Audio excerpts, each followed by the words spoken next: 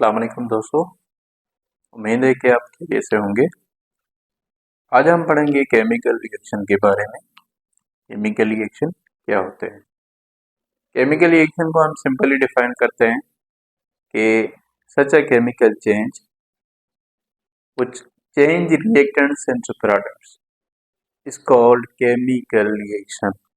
एक ऐसा बदलाव, एक ऐसा चेंज जिसको हम केमिकल चेंज कहते हैं, एक ऐसी केमिकल चेंज जिसमें रिएक्टेंट्स प्रोडक्ट में चेंज हो, तो हम इसी बदलाव को, इसी केमिकल चेंज को, इसी केमिकल प्रोसेस को केमिकल रिएक्शन कहते हैं। ठीक है, तो हम डिफाइन करेंगे। सच अ केमिकल चेंज, एक ऐसी केमिकल चेंज, एक ऐसा केमिकल का बदलाव जिसमें रिएक्टेंट्स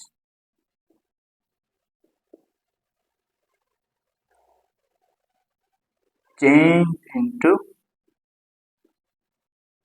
products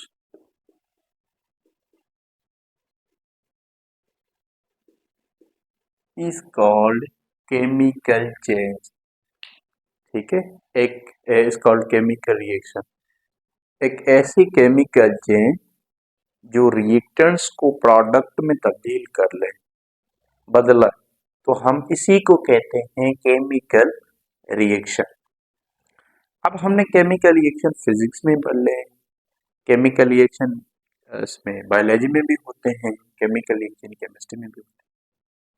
अब केमिकल रिएक्शंस को केमिस्ट्री के नज़र में हम देखेंगे कि केमिकल रिएक्शन क्या है। अब केमिकल रिएक्शन अगर हम केमिस्ट्री की नज़र में देखें तो हम इसी को दूसरे तरीके से डिफाइन कर सकते हैं। ठीक है, the chemical reaction is a chemical process in which old bonds breaks and new bonds form. Such a change, such a chemical change, such a process is known as a chemical reaction, जिसमें क्या हो, old जो atoms हैं या जो molecules हैं, compounds, उसके जो ओल्ड पुराने जो बॉन्ड्स हैं रिएक्टेंट की साइड वाले, वो फॉर्म डिफॉर्म हो जाए, ब्रेक डाउन हो जाए और न्यू बॉन्ड्स फॉर्म हो जाए, तो हम इसी प्रोसेस को कहते हैं chemical reaction. Old bonds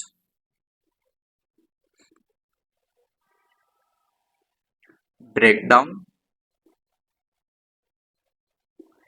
and new bonds form. ऐसी केमिकल चेंज जिसमें पुराने बॉन्ड्स जो एटम्स के हैं, केमिकल्स के हैं, वो टूट जाए और न्यू बॉन्ड्स बन जाए, तो हम ऐसे बदलाव को कहते हैं केमिकल रिएक्शन। फर्स्ट सपोज अगर हम कोई रिएक्शन ले रहे हैं, हाइड्रोजन जब ऑक्सीजन के साथ रिएक्ट कर ले,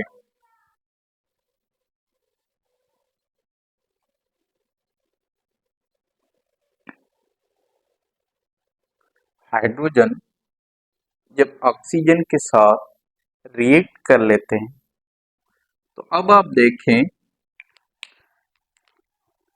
हर रिएक्शन के दो हिस्से होते हैं। एक होता है रिएक्टेंट का हिस्सा, रिएक्टेंट हम इसी को कहते हैं। रिएक्टेंट को हम किस तरह डिफाइन कर ले कि भाई रिएक्टेंट क्या होते हैं, तो रिएक्टेंट को हम आसानी से बयां कर सकते हैं कि रिएक्टेंट आर दो substances which undergoes in a chemical reaction and change into products and form products are known as a reactant। ठीक है, या हम कह सकते हैं जो रिएक्शन के लेफ्ट साइड के जो एटम्स होते हैं उसी को हम रिएक्टेंट्स कहते हैं। ये देखें, ये लेफ्ट साइड है और ये राइट साइड है। तो हम देखेंगे जब दो हाइड्रोजन हाइड्रोजन ऑक्सीजन के साथ रिएक्ट कर लें तो आपका वाटर मॉलिक्यूल बनता है। अब आप देखेंगे रिएक्टेंट साइड और प्रोडक्ट साइड, दोनों साइड आप देखेंगे। ये है प्रोडक्ट साइड। प्रोडक्ट को हम एक्सप्लेन कर सकते हैं कि product is the outcome of reaction, product is the result of reaction. ठीक है, तो हम कह सकते हैं, अब देखें यहाँ पर हाइड्रोजन और हाइड्रोजन के दरमियान बॉन्ड है, मगर यहाँ पर हाइड्रोजन के दरमियान कोई बॉन्ड नहीं है। तो हम कह सकते हैं जो हाइड्रोजन के बॉन्ड हैं वो यहाँ से टूट गए और यहाँ पर हाइड्रोजन और ऑक्सीजन के दरमियान न्यू बॉन्ड्स बन गए। तो हमने जो बताया था कि भाई old bonds break down and new bond form, तो हम इसी को केमिकल रिएक्शन कहते हैं। अब देखें हाइड्रोजन के जो पुराने बॉन्ड्स हैं वो टूट गए और न्यू बॉन्ड्स हाइड्रोजन और ऑक्सीजन के दरमियान बन गए, तो हम कह सकते हैं कि इसी को केमिकल रिएक्शन कह सकते हैं, क्योंकि ओल्ड बॉन्ड टूट गए और न्यू बॉन्ड्स बन गए। तो इसी ओवरऑल प्रोसेस को, केमिकल प्रोसेस को हम कह सकते हैं it is a chemical reaction. दूसरी डेफिनेशन उसी को भी हम क्वालिफाई करेंगे कि such chemical change in which reactants change into, एक ऐसी केमिकल चेंज जिसमें रिएक्टेंट्स आपस में मिलकर प्रोडक्ट्स में तब्दील हो जाए, तो हम इसी को केमिकल रिएक्शन कहते हैं। अब जब भी हम केमिकल रिएक्शन पढ़ते हैं तो कुछ पॉइंट्स हमारे जहन में होते हैं कि भाई रिएक्टेंट क्या है, प्रोडक्ट क्या है, इस एरो की मीनिंग क्या है, हम क्यों एरो दे रहे हैं। तो ये सारी चीजें हम जो ना नेक्स्ट लेक्चर में इन केमिकल इक्वेशन में हम डिस्कस करेंगे।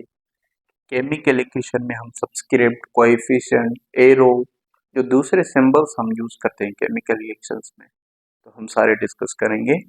तो आप नेक्स्ट लेक्चर के लिए अगर आप विशिंग हैं तो हमारे चैनल सब्सक्राइब करें और अपडेट। Thank you.